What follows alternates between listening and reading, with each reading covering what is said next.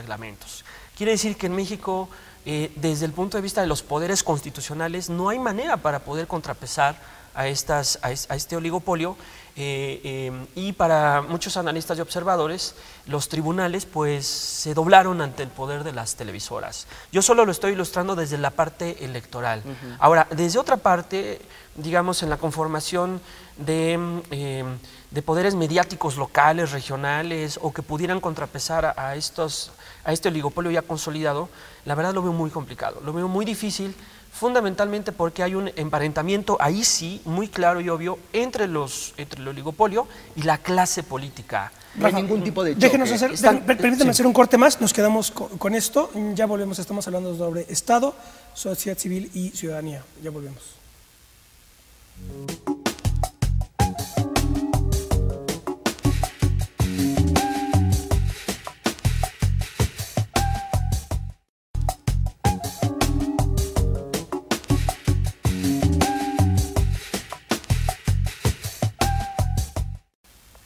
Bueno, ya estamos de vuelta a estos pasadramas, estamos conversando con Rafael Morales y Diego González sobre las relaciones entre sociedad civil, Estado y ciudadanía, en virtud de que identificamos como una tendencia muy acusada de los últimos 20 o 30 años, a la luz de la cual digamos, esta idea ante el desprestigio de la clase política o de la burocratización de la política y de los partidos políticos, desde ciertos sectores se plantea que la ciudadanización o la democratización de la política es la única vía para resolver los problemas, ya que estamos un poco tratando de analizar el asunto. Yo recuerdo pues, en el clásico prólogo a la contribución a la crítica de la economía política de Marx, que decía, claro, porque cuando dice, no, es que desde la sociedad civil tenemos que controlar al Estado, y dices, maestro, Hegel, desde Hegel ya está, el Estado está totalmente subordinado a la sociedad civil porque es su propio fruto.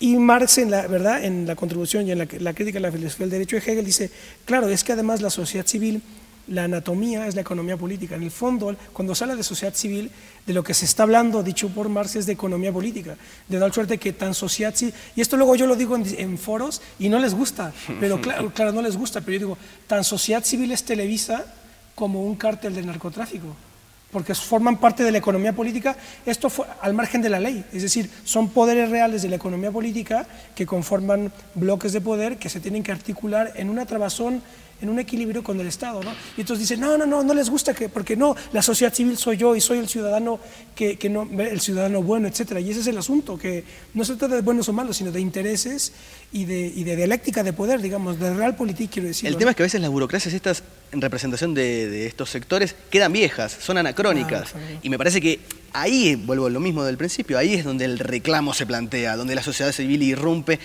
exigiendo los derechos individuales. Claro. Bueno, lo que está pasando ahí es que el viejo pacto ya no sirve más. Claro, se tiene que escribir un pacto nuevo. Un pacto nuevo, exacto. Una nueva síntesis histórica, digamos. Exactamente. Y eso me parece que en el fondo es lo que reclaman estos movimientos. Ahora, volviendo a esto de los pactos históricos, tú nos comentabas de esto, los pactos políticos entre la clase política y los oligopolios, sobre todo mediáticos que están teniendo lugar en las corporaciones. Las corporaciones, ¿no? Así se las llama, así las llamamos en Argentina. En Argentina, en el último tiempo, la gran confrontación es con el gran multimedio que es el Grupo Clarín, que viene a ser una suerte de Televisa acá en México. Y ahí está la confrontación. Es que pasa lo mismo, ante un gobierno que no tiene rivales en lo político, y un gobierno que además se esmera por no tener rivales en lo político, porque forma parte del arte del buen político elegir a sus enemigos, crea un enemigo en la corporación mediática. Entonces la confrontación es con la corporación, ¿sí? Y ahí se dan las rivalidades. Entonces después termina sucediendo que detrás del Grupo Clarín están todos los políticos yendo a pedir limosna, a pedir tapas, a pedir notas del Grupo Clarín, y el gobierno confronta con una corporación, lo cual es una hábil estrategia política igual, ¿no? Lo subrayo. Pero digo, esa ruptura me parece que se tiene que dar, y en tanto y en cuanto esa alianza persista, va a ser difícil, ¿no?, que las transformaciones se den. Y me parece que acá en México hay una alianza muy estrecha, sí, entre el campo político hegemónico, dominante, y los medios de comunicación. Y en contraste, ahora que tú lo mencionas, yo lo que veo es que en México hemos pasado de una oposición entre gobierno y oposición, en partidos opositores, a una oposición entre gobierno y sociedad civil. De hecho, el discurso del presidente de la República es un discurso que ataca constantemente a la sociedad civil. No ha habido mejor ejemplo en México de eso que la respuesta que le da el presidente de la República, Javier Sicilia, en el castillo de Chapultepec, donde le dice: Javier, estás equivocado, ¿no? Donde dice: todos tus planteamientos desde la sociedad civil y en contra de mi gobierno son desafortunados y no tienen ningún fundamento de orden político. Entonces, en México, por ejemplo, ese emparentamiento al que tú hablas, pues es invisible a la luz de la ciudadanía. Nadie advierte que esa fortaleza de los oligopolios se debe a esa vinculación orgánica con la clase política. Entonces el debate en México corre por otro lado. La gente da por hecho que las televisoras están ahí y siempre van a estar, pero la sociedad civil es incapaz de enderezar una crítica en contra de esos poderes. Porque además pienso que una democratización del campo mediático también implica una reorganización y el surgimiento de muchas organizaciones políticas que se piensen y piensen políticamente, que se organicen, que se nucleen. El mundo que se viene es audiovisual, digamos. No tener una estrategia ahí o modificar esa estructura valga la redundancia, estructural, digamos, tiene una potencialidad transformadora muy importante que no se puede subvalorar, o que sería un error subvalorar. Sí, porque también lo importante ahí de los medios es que, haciendo esta distinción de grupo dominante y grupo dirigente, el grupo dirigente es el que tiene el liderazgo intelectual y moral, digamos, es el que da las coordenadas del sentido común, y evidentemente que las televisoras son el grupo dirigente, es decir, ellos son los que dan las coordenadas desde, o sea, a través de los grandes noticiarios. Por ejemplo, en Televisa tenemos clarísimo, ¿no? Los noticiarios de Televisa son los que dan la pauta, las notas, agenda, los que imponen la agenda política. Pero no nada más los noticieros, tú tienes todo el panel de telenovelas que van ahí deslizando criterios culturales, morales, sociales, estéticos, y luego tienes pues todos los concursos, estos concursos en donde está, digamos, la democracia verdadera. Son los concursos pues donde la gente vota, no sé, esto lo del Gran Hermano y esto, ¿verdad? Sí. Es decir, esa representación, quienes la logran, según ellos, son los medios de comunicación. Y entonces, en realidad, el fractal que ofrece de la sociedad los medios de comunicación es el de la realidad, digamos, la realidad no virtual, sino la real, al grado de que todos los políticos están plegándose y sus estrategias están plegándose al terreno mediático. Y entonces hay un debate. Por ejemplo, yo recuerdo que bueno, eso es una interpretación mía, que por ejemplo cuando López Obrador no quiso ir al primer debate, no sé si recuerdes, pero había unos debates mediatizados, ¿verdad? Que todo el mundo, el país se para ver el debate, ¿verdad? Sí, sí. Pero es una cosa totalmente que no, es más teatral que real, no es dialéctico, porque, en fin, es el modelo americano, dicho brevemente. Y entonces, a la primera ronda de debates, López Obrador no fue, y fue criticado como cómo no fue, etcétera.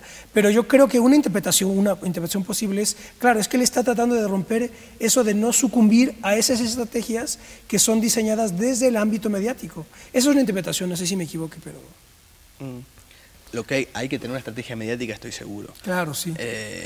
U otros espacios mediáticos, o sea, no como por ejemplo lo es Capital 21, o los canales locales estatales, ¿no?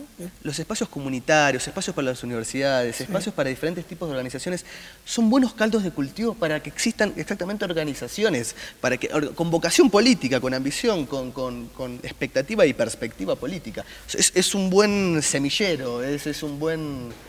sembrar en campo fértil. Claro, pero en el caso del Estado, mexicano, el propio Estado ha venido abdicando de su posibilidad de tener un canal de televisión y de tener unos tiempos para el propio Estado. En el sexenio de Vicente Fox, que algunos periodistas le llaman el sexenio de Televisa, hubo un pasaje muy interesante porque el presidente de la República llevó a cabo un decreto por el cual abdicaba de sus tiempos en televisión y se los obsequiaba a las televisoras.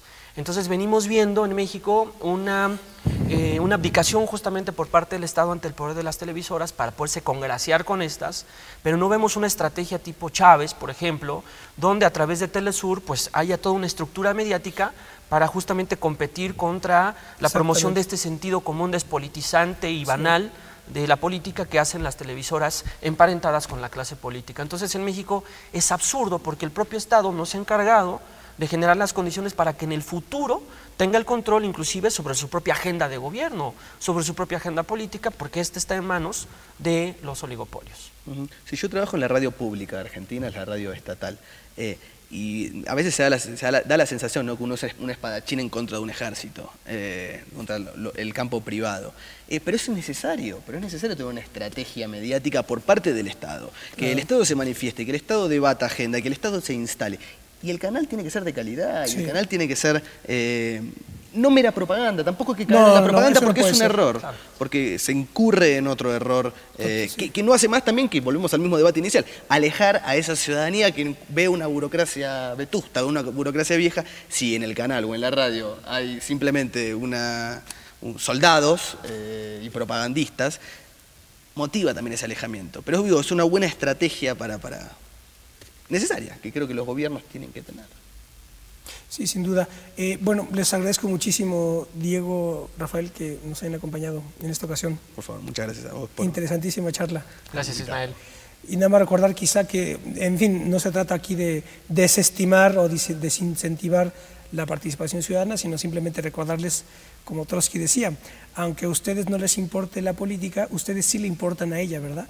Entonces, el asunto es nunca perder de vista el plano de la política y la necesidad de... Yo creo que el asunto aquí no es políticos sí, políticos no, sino políticos virtuosos, digamos, ¿no? En sentido clásico.